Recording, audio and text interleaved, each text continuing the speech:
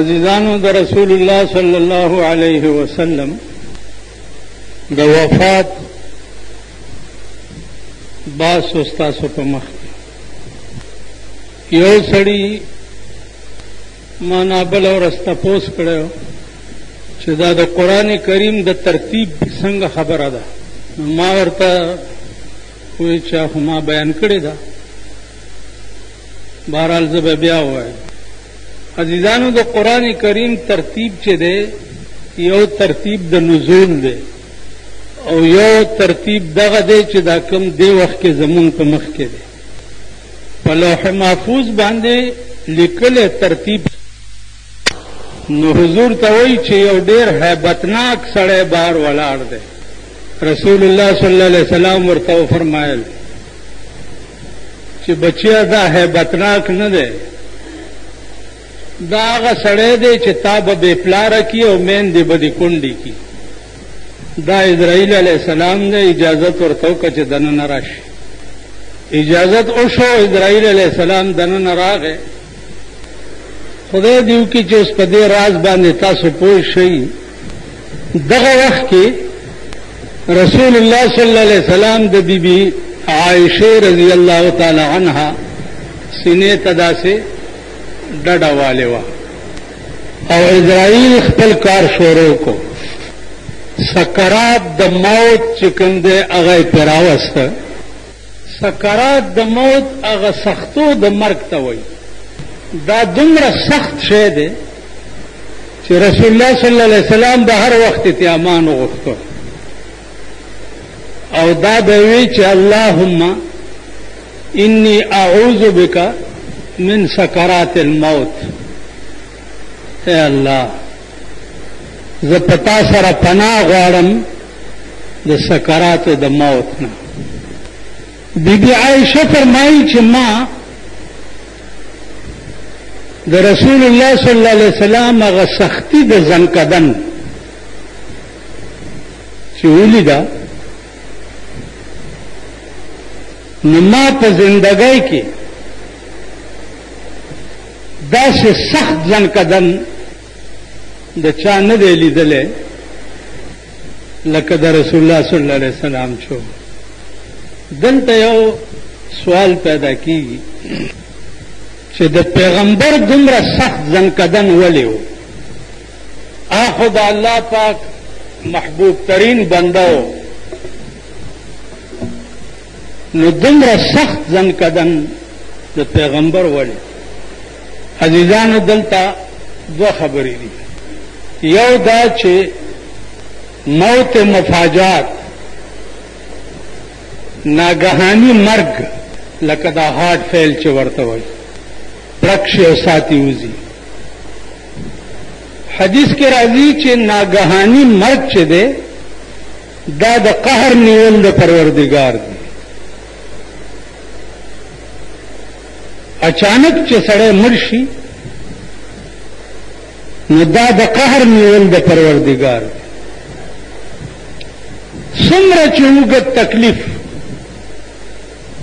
او اوږد مرض او اوږده بیماری تیره کی دا د الله د طرف نه باعث د نجات.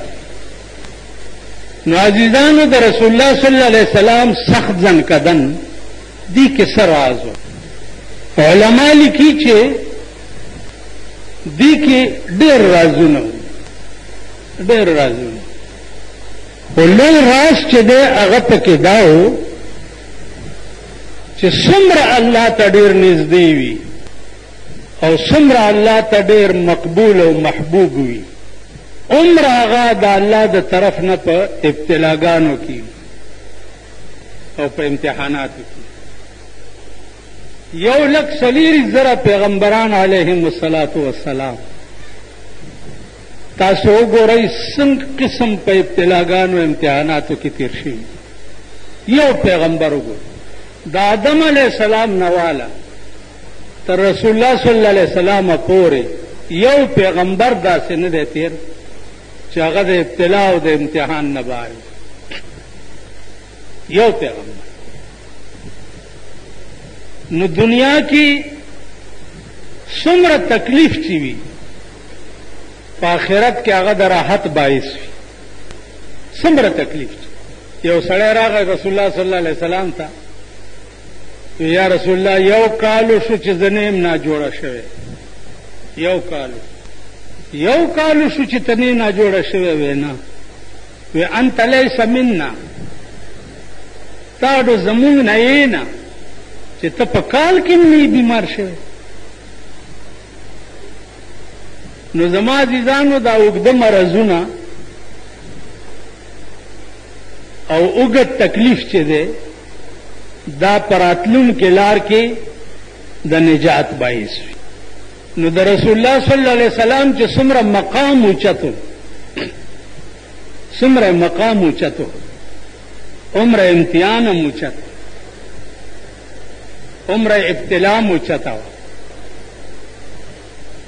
سکرات د موت په سخت ځکه و چې مقام اوچتو، نو سکرات د موت هم اوچت.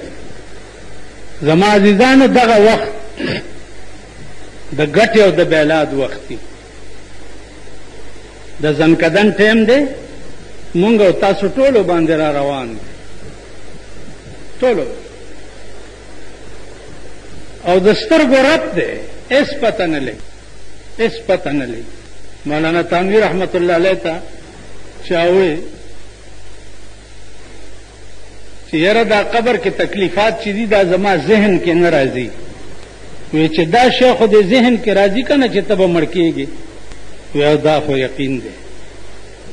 وی چې ورشي په سترګو به وګورې نو ضرورت څه دی چې زه اوس در سره پې سر خوږوم؟ دا یقیني ده چې ته ور روانې، نو چې ته ور روانې په سترګو به وګورې. اډو باس پې کوو نه، په سترګو به وګورې. نو عرض مې دا و چې څه ساعت تیر شو، نو حضور صلی الله علیه وسلم انا لله و انا الیہ راجعون وفات شو.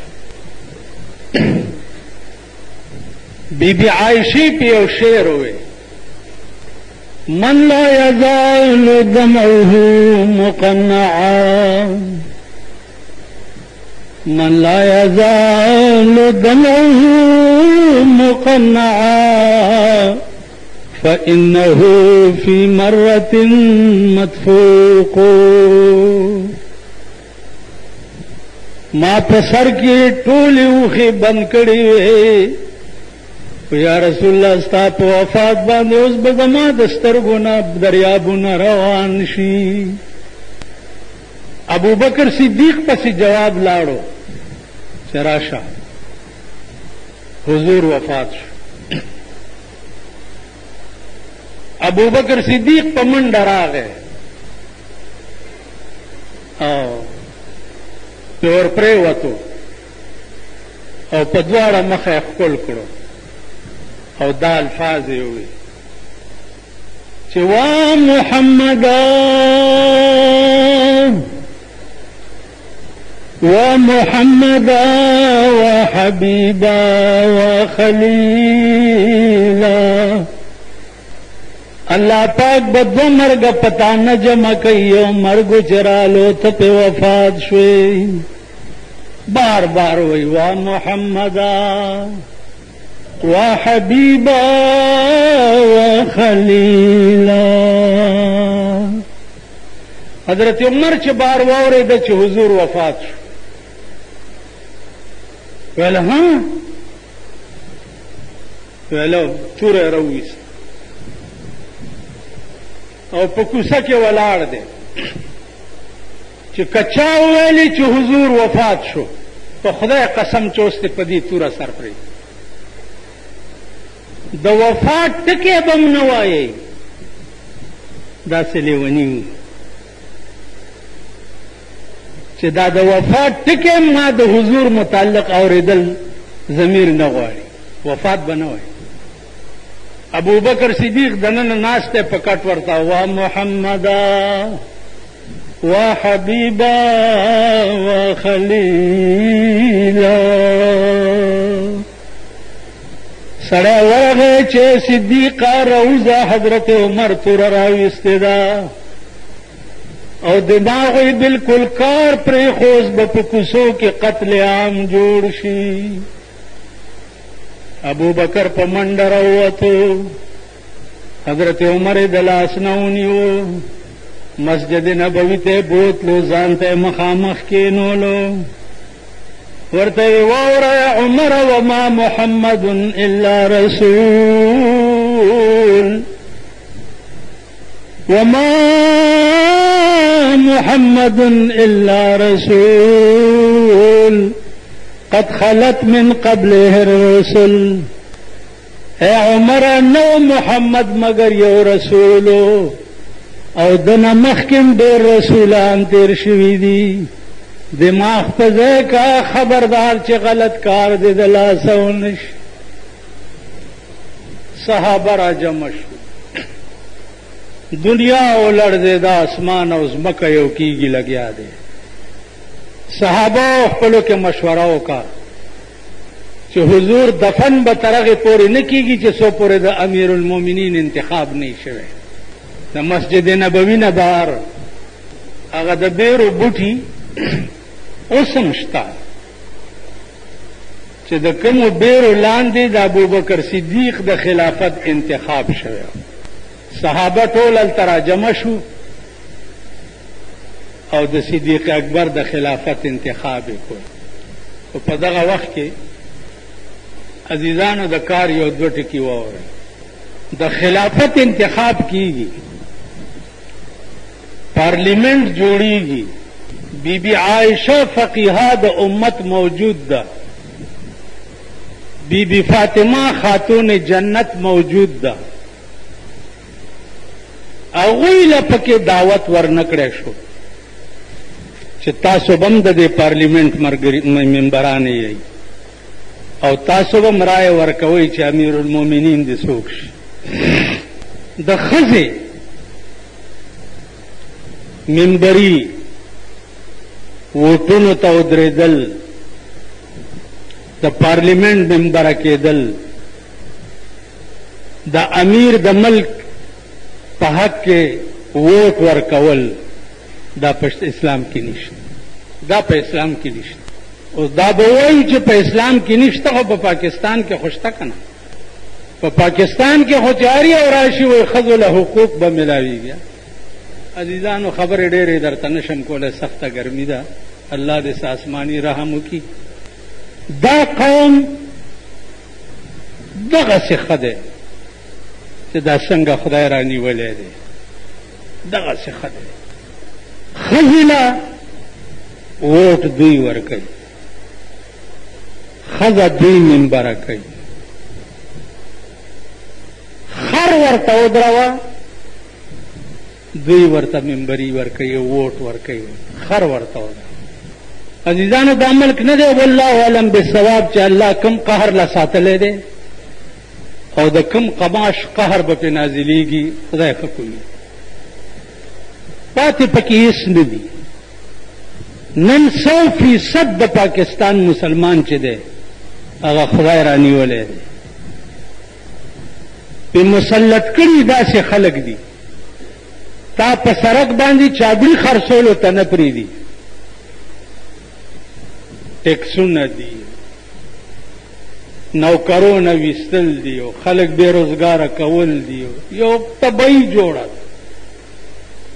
یو پوښتنه وکئ، دا په جزم سره درته وایم، یو پوښتنه چې نواز شریف چې اوس امریکې ته تللی و، 10 ورځې کم جاز ورسره و، کم جاز ورسره و، 10 ورځې هغه د پاکستان د ټاپ جاز چې دی چا کم په میاشت کې کروڑونه روپۍ ګټي او ورسره و. بیا هغه وله جوړ شوی څنګه و، سیټونه یې ترې لرې کړي و، ډبل بیډونه یې ورته پکې اچولي. بیا خاتون اول ورسره روانه وه، هغې له یې پکې سینګارمیز هم لګولی چې په جاز کې به هم شونډه مونډه سره کوي لګیا وی. تاسو خیال ده 6 کسان دا د بارډر صوبیداران ځان سره بوتلی پکې د قبایلو ممبران مو د بارډر صوبیدار دی ته وایي چې په تنخوا ګوته لګوي دستخط کولو چل نه ورځي دا شپږ شلې ځان سره بوتلی بیا کلیکټن سره چې ملاو شوي دي د چا په کور کې چې ډسټینې دي دی نه تپوسو کوي چې کلیکټن څه وخت کې لاس ورکو زمونږ مادر ملت ته نو څومره ساتې والا لاس خوځولو وی شوی شرمېدلو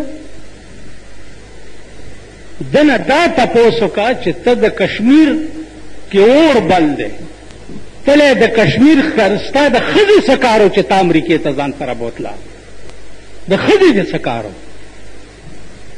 او بیا د ښځې له په جاز کې د لپسټک سامان جوړ کړی بیا دا پته ولګوئ چې د دې قومي اسمبلۍ په دې ممبرانو باندې اربونه روپۍ خرچ دی اربونه غریب روټۍ نشي پیدا کولی په هغه ټیکس لګېدلی دی او د پارلیمنت په ممبرانو اربونه روپۍ د میاشتې خرچ عزیزانو خبره دا ده چې څنګه می وي هسې جی وي چې څنګه قوم دی هغسې په خدای حکمران مسلط کړي که تاسو ستاسو عمر او ستاسو دا کرتوت او دا کردار وي او ښه ورځ مو لیده نو زما دا ګیره په متیازو کله ښه ورځ به نه ګورئ چې څو پورې دا د ګوندلو غویان په دې قوم مشران وي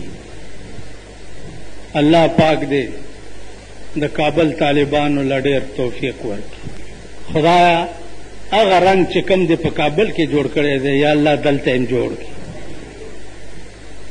هغه رنګ دلته هم جوړ کړي خدای دې خرایلو نه خلاص کړي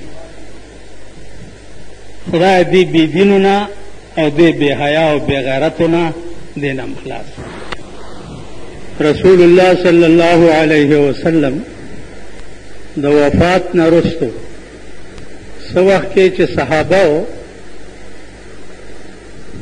انتخاب د امیر کولو نو په دغه وخت کې دوه قسمه صحابه وو یو هغه صحابه وو چې هغه د مکې نه هجرت کړی او مدینې ته د رسول الله صلی الله علیه وسلم سره راغلي او یو اهل مدینه وو عزیزانو دا هغه صحابه وو چې د دوی په منځ کې رسول الله صلی الله علیه وسلم په خپل ژوند باندې یو عقد مواخات کړو عقد مواخات دې ته وایي چې د اهل مکه او د اهل مدینه او منځ کې رورولي جوړوله او د یو صحابي سره د بل رورولي دا د دې رور دی دا د دې رور دی دا د دې رور دی یو صحابي پکې را پاسېدو او هغه وی چې یا رسول الله ما سره د هغه صحابي رورولي جوړه کا چې د چا ښځه نه یا ښځه په مکه کې پریښې وي او دې ته هجرت کړی او راغلی وی چې ولې وی په تش عقد باندې خو کار نه کېږي چې زما دوه ښځې دي چې زه یو خپله ښځه دله ورک او داسې م نه دی به کور ته بوزم او دواړه ښځې به ورته وښیم چې کومه د ده خوښه شي او هغې له زه طلاق ورکمه او ده ته یې په نکاح رسول الله صلی الله علیه وسلم ډېر خوشحال شو ورته یې بچیا د دې ضرورت نشته خو ستا او د ده منځ کې ورورولي ده عزیزانو هغه یو ټکی باندې باس کوي علماء مفسرین چې د انسان باندې انسان نامه خدای ولی ایښې ده ځکه چې داسې نامه په ټول کائنات کې په بل مخلوق نشته انسان ته انسان ځکه وایي چې د یو بل سره مانوس وي د یو بل علاج وي په یو بل قربان وي انسانیت وایي دیتا چې یو بل سره مانوس وي نن انسان ته وګوره خالص وحشي او زناور ته جوړ دی. هیڅ انسان د بل انسان په کار نه راځي. هر یو انسان تقاضا دا ده چې زما کور دې آباد شي، زه دې په خېټه مور شم، که دا ټوله دنیا د لوږې مړه شي او کورونه وران شي پروا نه شي. بیا نن په انسانیت کې ته وګوره، دا د یو بل مرګونه که د دې انجام انسان ته پته وی چې د بل وجل د دې انجام بچي، دنیا پرېږده، د دې انجام بدایي چې ومن یقتل مؤمنا متعمدا فجزاؤه جهنم خالدا فيها. چا چې یو مسلمان بے گناہ قتل کو د دې سزا به جهنم وي، نه فقط دا چې جهنم به سزای، خالدا فيها، ټول عمر به په جهنم کې پروت. وغضب الله عليهم ولعنه، اور ورځ به په د الله نوې عذاب وي او په قب جهنم کې به پیاره ورځ نوې لعنت وي. لعنت دعوت به ورځي جهنم ته چې پتا دې لعنتي چې تا په دنیا کې یو مسلمان بے ګناه وجلې. نن د مسلمانانو حال وګوره. او بیا عقل ته بالکل والوتو. د انسان سر چې دی هغه د انسان پاتې نشو، یا ورپورې د خر سر تړلی، یا ورپورې د سپي سر تړلی، یا ورپورې د پیشو سر تړلی. نو زما عزیزانو عرض مې داو چې انسانیت ځان کې پیدا کول پکار دي. مولانا تانوی رحمت الله علیه به فرمایل چې بزرگ جوړېدل خو ډېر آسان کار دی. په چرته خلوت جوړ کاو پکې کېنه به ته پیر صاحب او بزرگ یو. انسان جوړېدل ګران کار دی. انسان جوړېدل موږ عزیزانو انسانانم نه. رحمان بابا شعر دی چې که ظاهر مې د سړو دي زه سکړما،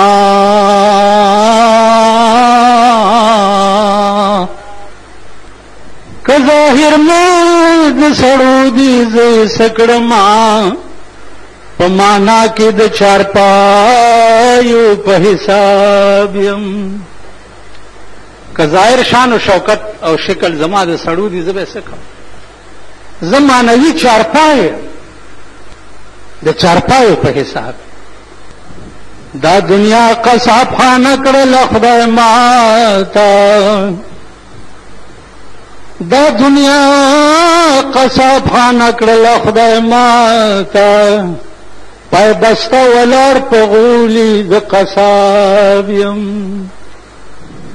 غذا وشوه که گفتار کوم په جبه،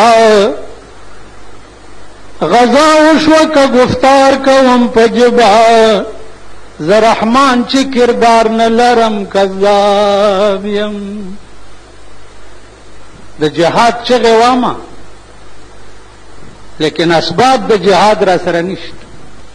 جهاد چغې والی کېدی په پاکستان کې، خو چې امریکې شریفې ته لاړو نواز شریف چې راغی جهاد اواز ختم شو. نو زمونږ د مسلمانانو ټول ناز و ادا چې دي د کافرو په اشارو دي، او د کافرو متعلق قرآن ویلی دي چې اولئک کالانعام بل هم اضل. دا چارپای دي بلکې گمراه دي. نو موږ د چارپای او د گمراهو په اشارو باندې چل